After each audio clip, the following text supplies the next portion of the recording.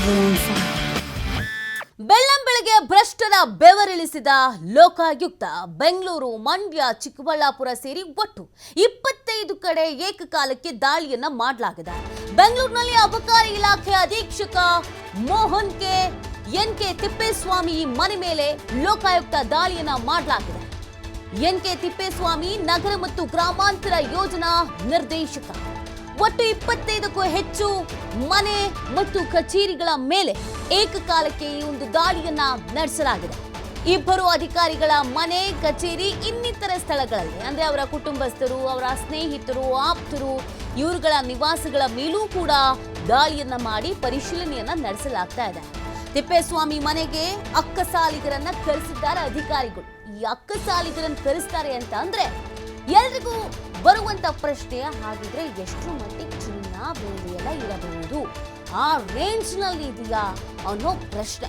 ಅಪಾರ ಪ್ರಮಾಣದ ಚಿನ್ನಾಭರಣ ಪತ್ತೆ ಹಿನ್ನೆಲೆ ಅಕ್ಕಸಾಲಿಗರು ಎಂಟ್ರಿ. ಎಸ್, ಅಕ್ಕಸಾಲಿಗರು ಈ ರೇಟ್ ಕೇಸ್ ಸಂದರ್ಭದಲ್ಲಿ ಯಾವಾಗ ಬರ್ತಾರೋ ಆಗ ಹೆಚ್ಚಿನ ರೀತಿಯ ಪ್ರಮಾಣದಲ್ಲಿ ಚಿನ್ನಾಭರಣಗಳು ಪತ್ತೆ ಆಗಿರುತ್ತೆ. ಈ ನೋಟ್ ಎಣಿಸೋ ಮಷಿನ್ ಯಾವಾಗ ಎಂಟ್ರಿ ಕೊಡುತ್ತೋ ಆಗ ಅಪಾರ ಪ್ರಮಾಣದ ಹಣ ಸಂಗ್ರಹಿಸಿರ್ತಾರೆ ಅನ್ನೋದೊಂದು ಗೆಸ್ ಮಾಡಬಹುದಾಗಿರುವಂತ ವಿಚಾರ. ಸೊ ಇಲ್ಲೂ ಕೂಡ ಅದೇ ಆಗ್ತಾ ಇದೆ. ಅಪಾರ ಪ್ರಮಾಣದ ಚಿನ್ನಾಭರಣ ಪತ್ತೆ ಆದಂತ ಹಿನ್ನೆಲೆಯಲ್ಲಿ ಅಕ್ಕಸಾಲಿಗರನ್ನ ಕರೆಸಿದ್ದಾರಂತೆ. ಅಂದ್ರೆ ಹೇಳ್ತಾರಲ್ವಾ, ಇದೆಲ್ಲ ಎಲ್ಲಾನು ಗೋಲ್ಡ್ ಅಲ್ಲ, ಇದು ಗೋಲ್ಡ್ ಅಲ್ಲ, ಆ ಥರದ್ದೇನಾದ್ರು ಹೇಳಿದಾಗ ಚೆಕ್ ಮಾಡಬೇಕಾಗತ್ತಲ್ಲ.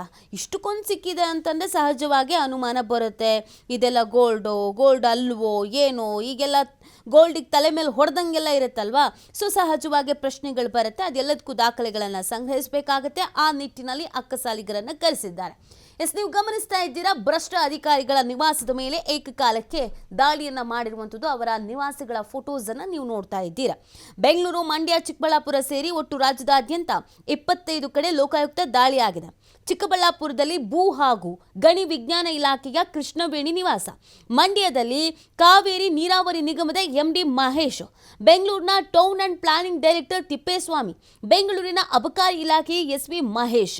ಈ ಅಧಿಕಾರಿಗಳಿಗೆ ಸಂಬಂಧಿಸಿದ ನಿವಾಸದ ಮೇಲೆ ದಾಳಿಯನ್ನ ನಡೆಸಲಾಗಿದೆ ಅನ್ನೋದ್ರ ಬಗ್ಗೆ ಮಾಹಿತಿ ಸಿಗ್ತಾ ಇದೆ. ಅದರ ಜೊತೆಗೆ ಒಂದಷ್ಟು ದಾಖಲೆಗಳನ್ನು ವಶಕ್ಕೆ ಪಡೆದುಕೊಳ್ಳಲಾಗಿದೆ, ಒಂದಷ್ಟು ಚಿನ್ನಾಭರಣಗಳನ್ನು ವಶಕ್ಕೆ ಪಡ್ಕೊಳ್ಳಲಾಗಿದೆ ಅನ್ನೋದ್ರ ಬಗ್ಗೆ ಮಾಹಿತಿ ಸಿಗ್ತಾ ಇದೆ.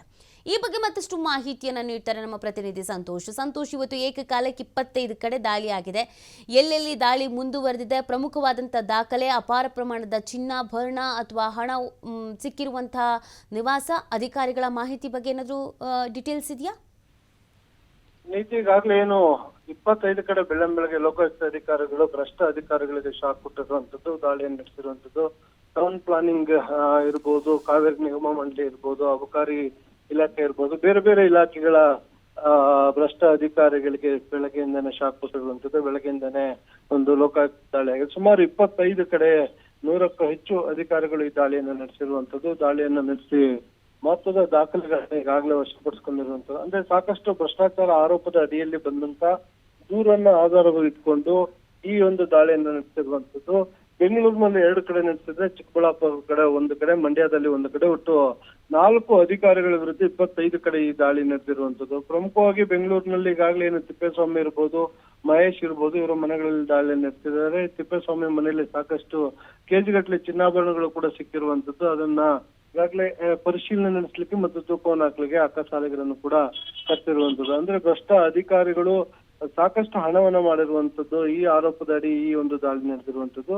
ಇನ್ನು ಕೂಡ ದಾಳಿ ಮುಂದುವರೆದಿದೆ, ಪರಿಶೀಲನೆಗಳು ನಡೀತಾ ಇರುವಂತದ್ದು. ದಾಳಿಯ ಬಳಿಕ ಏನೆಲ್ಲ ದಾಖಲಾಗಳಿರ್ಬೋದು, ಎಷ್ಟು ಹಣಕಾಸು ಅವರ ಬಳಿ ನಗದು ಪತ್ತೆ ಆಗಿದೆ ಮತ್ತು ಅಕ್ರಮವಾಗಿ ಆಸ್ತಿಯನ್ನ ಸಂಪಾದಿಸಿರೋ ಬಗ್ಗೆ ಒಂದಿಷ್ಟು ಮಹತ್ವದ ಮಾಹಿತಿ ಕೂಡ ಲಭ್ಯವಾಗಲಿದೆ. ಇಂದು ಸಂಜೆವರೆಗೂ ಕೂಡ ಈ ದಾಳಿ ಮುಂದುವರಿಯುವ ಸಾಧ್ಯತೆ ಇರುವಂತದ್ದು.